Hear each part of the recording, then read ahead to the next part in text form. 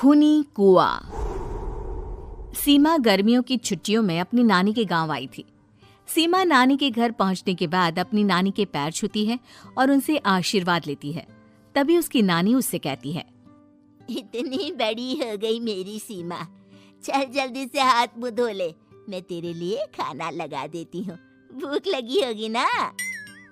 हाँ नानी, भूख तो लग रही है मुझे, आपके हाथ के बने हुए पीले दाल और चावल खाने की।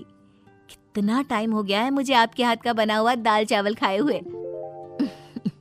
तू तो नौकरी में व्यस्त थी, तो तुझे कहाँ से टाइम मिलेगा अपनी नानी के लिए? और जब इतने टाइम बाद आई है तो ज्यादा टाइम के लिए रुक कर जाएगी तू। हाँ नानी, इस बार पूरे 2 महीने के लिए आई हूँ। सीमा की नानी अंदर जाकर उसके लिए खाना बनाने लगती है। सीमा कमरे में अकेली होती है, तभी उसे किसी औरत के रोने की आवाज सुनाई देती है। वो कभी खिड़की से बाहर झांकती है तो कभी दरवाजे से बाहर झांकती है। उसे समझ में नहीं आ रहा होता है कि आखिर रो कौन रहा है। तभी नानी खाना लेकर आ जाती है। वो अपनी नानी से कहती है, नानी, कोई औरत रो रही है क्या? मैं जब से यहाँ आई हूँ तब से मुझे यहाँ किसी औरत की रोने की आवाज आ रही है। हे भगवान, कहीं ये वही तो नहीं? बोलो ना नानी। अरे कोई नहीं रो रहा, ये तेरे मन का वहम है। और तू ना अब खाना खा ले, ज्यादा यहाँ वहाँ की बातों में ध्यान मत दिया कर। जल्दी से खाना खा और फिर मेरे साथ आ जा मेरे कमरे में, दोनों बैठकर खूब सारी बातें करेंगे। ऐसे ही अगले दिन सीमा अपनी नानी के साथ गांव के बाजार जा रही होती है। उसी रास्ते में फिर से किसी औरत के रोने की आवाज आती है। वो अपनी नानी से कहती है, अरे नानी, क्या सच में तुम्हें अभी भी किसी औरत के रोने की आवाज नहीं सुनाई दे रही? मुझे किसी औरत की बहुत बुरी तरीके से रोने और चीखने की आवाजें आ रही हैं। मैं बहुत परेशान हूँ नानी, आखिर ये कौन है?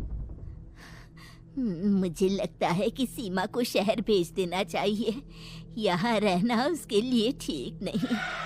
नानी बोलो ना, आप चुप क्यों हो जाते हो? सीमा, तू घर चल, मुझे तुझसे बहुत जरूरी बात करनी है।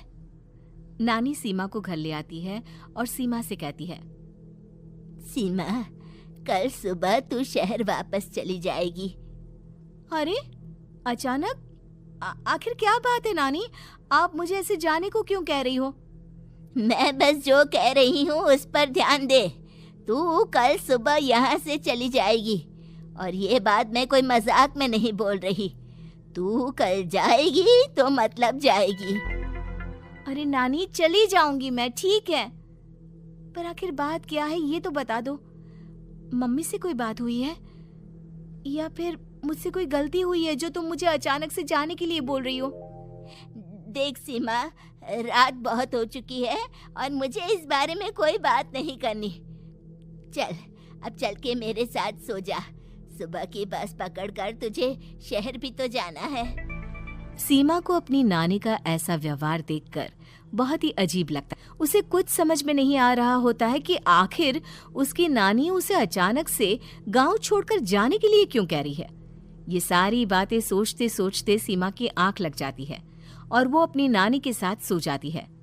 ऐसे ही आधी रात को सीमा को फिर से किसी औरत की रोने की आवाज सुनाई देती है। वो उस औरत की आवाज सुनकर बार बार करवटें बदल रही होती है और तभी उसे सपने में भी एक अजीब सी औरत की परछाई दिखाई देती है, जो इतना चीख चीख कर रो रही होती है कि सीमा डरकर उठ जाती है। वो पूरे पसीने पसीने हो रही होती है।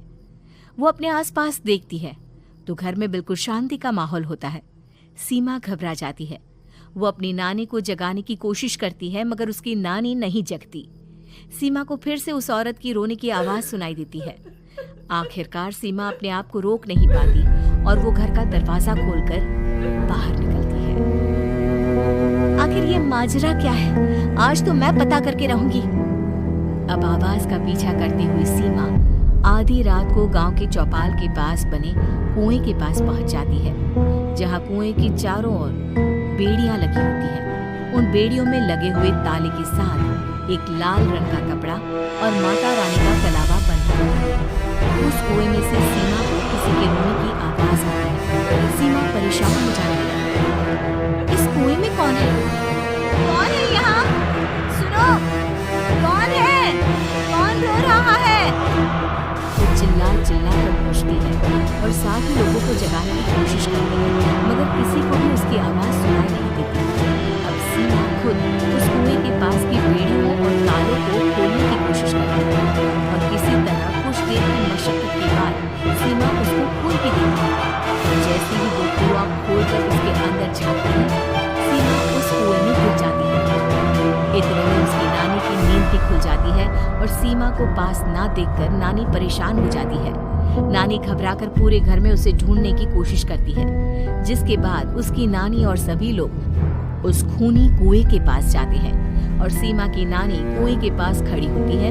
सभी गांव वालों और सीमा की नानी को सीमा के चिल्लाने की आवाज आती है, बचाओ, कोई मुझे बचाओ। मेरी बच्ची, हम आ गए, हम तुझे बचा लेंगे। नानी, मुझे यहाँ बहुत डर लग रहा है। यहाँ इंसान की कटी हुई मुंडिया, हाथ, पैर और कंकाल है और खून भी है। नानी, मुझे डर लग रहा है। आप सब मेरी मदद कीजिए, नहीं तो ये खूनी कुआं मेरी बच्ची को भी खा जाएगा। अरे मुझे तो ये समझ में नहीं आ रहा कि आखिर इस खूनी कुएं को खोला किसने। सालों पहले इसको इतनी मुश्किलों के बाद तांत्रिक बाबा ने बंद किया था।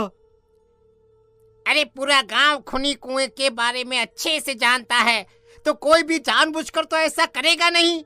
मतलब किसी ने अनजाने में इसे खोल दिया है भैया। सीमा को इस बारे में मालूम नहीं था और जब से वो यहाँ आई थी तभी से उसे किसी औरत के रोने की आवाजें भी सुनाई दे रही थी। कहीं सीमा ने ही तो उसे नहीं खोला। अगर ऐसा है तो फिर सीमा का बचना बहुत मुश्किल है।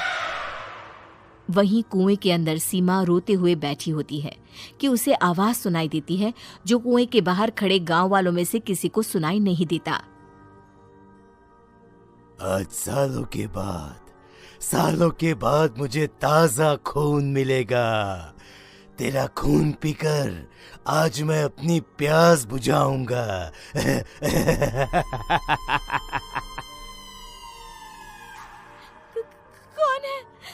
कौन है? मत मारो प्लीज, मुझे जाने दो प्लीज। मैंने किसी का क्या बिगाड़ा है? वो तुझे मरने के बाद पता चल ही जाएगा। जितने में गांव वाले और सीमा की नानी कुछ सोच पाते, उतने में उन्हें सीमा के चिल्लाने की आवाज आती है और अगले ही पल सब शांत हो जाता है। क्या हुआ? सीमा, मेरी बेटी। माफ करना बहन, लेकिन अब सीमा वापस नहीं आएगी। हमें एक बार फिर से कुएं को बंद करना होगा।